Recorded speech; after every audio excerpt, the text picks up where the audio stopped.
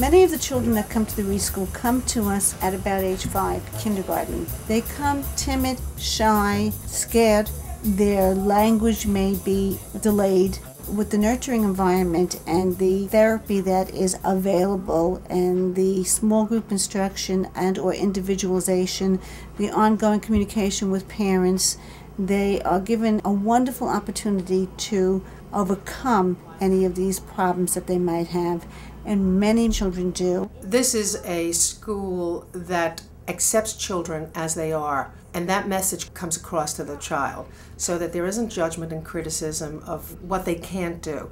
We try to celebrate what they can do. I think that there's a lot of individual attention. A lot of the students here really look at the school as a safety net, a nurturing environment, which also boosts their self-esteem and then makes it easier for them to actually learn as well. I always do a lot of homework because it makes me learn, and I think I like the Reece School a lot. The kids are fascinating. They teach me so much. We have such a wide variety of children and abilities. Some children who they come in not being able to speak very well, and you sort of wonder if there's a cognitive problem. Maybe they can't learn as well as other children. And then 2 years later, with all the therapy and all the therapeutic teaching that they're given, they're talking up a blue streak. And you find out that they are quite intelligent. Mrs. Reece in 1948 had a novel idea. She thought that not only should children be addressed cognitively but affectively. So she actually started the school in her home with 3 students. That was 1948. It continued to grow. We continued to grow. And by the time we got to around the year 2000, we had outgrown the space. Right now we have 74 students in this building, and all the staff attendant to that. So over 100 human beings in the building. And it's only about 6,600 square feet. It just got to be unruly. We had children in need of physical therapy. We had no space for the physical therapy. The occupational therapy that we provide is in relatively small spaces. We began looking for a new place, something that would be larger. The board was able to purchase a piece of property, which is now known as 25 East 104th Street. How are we going to maintain what we had in 6,600 square feet when we quadruple our size? I'm not actually worried about it at all. I think the program is going to stay the same. We're just going into a bigger place. The foundation of the small nurturing environment will still be part of the Reece School.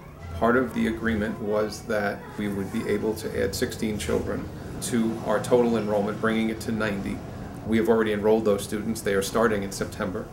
Over the summer, they were so impressed. Most of them came for summer school and they loved it. One of the things that was the greatest joy in the world was one of the children went home during the summer and he said, "Mom, it's just like a real school."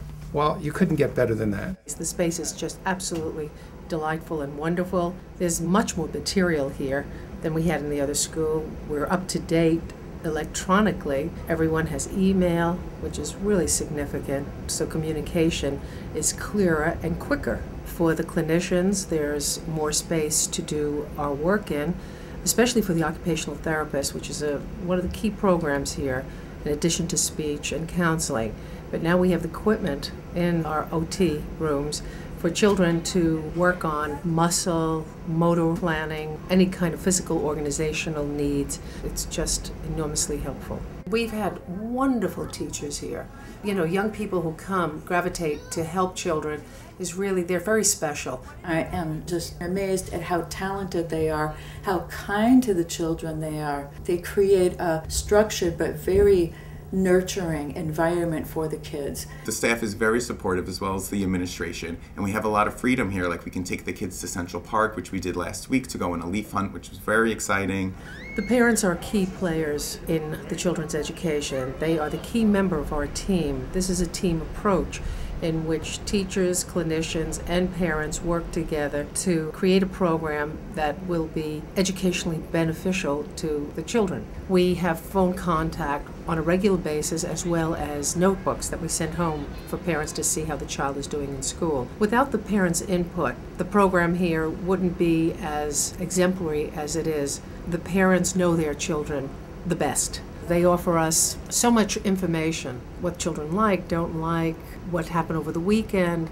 Some of the changes were delightful because having a large gym with all the equipment we have has excited the kids. When visitors come to the school, the kids come in, and they go to that glass, and they look, and they think they've arrived in heaven.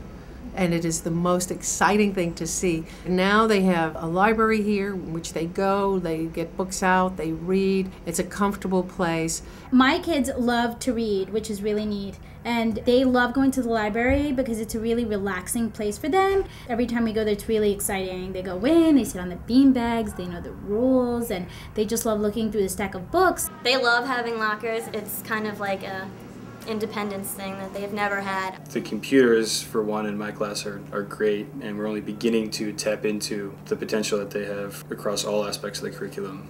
It is definitely a wonderful thing to have not only 2 computers in each classroom, but internet access as well. So we have been utilizing this new technology. We got a smart board put up in our classroom. The most exciting thing is that it's going to hook up to the computers and we'll be able to interact with the smart board. So I think it'll grab their attention and get them motivated.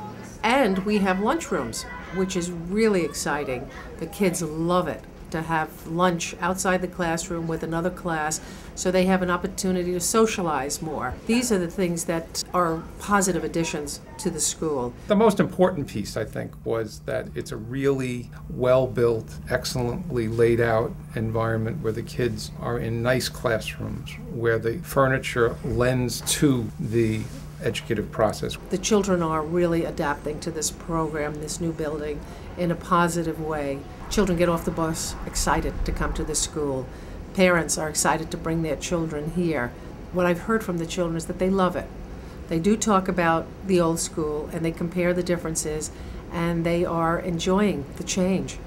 They call it a moving on ceremony. And one of the greatest joys in the world is just to watch them and know that they have grown, that where they were, where they are now, and knowing that they'll be going to someplace great and that they have a much better set of equipment inside their soul, inside their hearts, and inside their minds so that they can move on and be, truly wonderful individuals.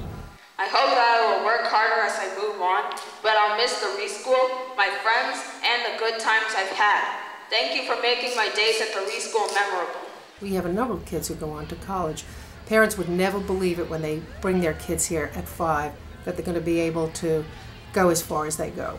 Ranking is difficult because, first of all, especially within the special school community, we serve different purposes, different functions. Our children are intellectually capable, they're psychologically fragile children. So how are we ranked? We're number 1. We're the best at what we do, and we're going to get better as we go.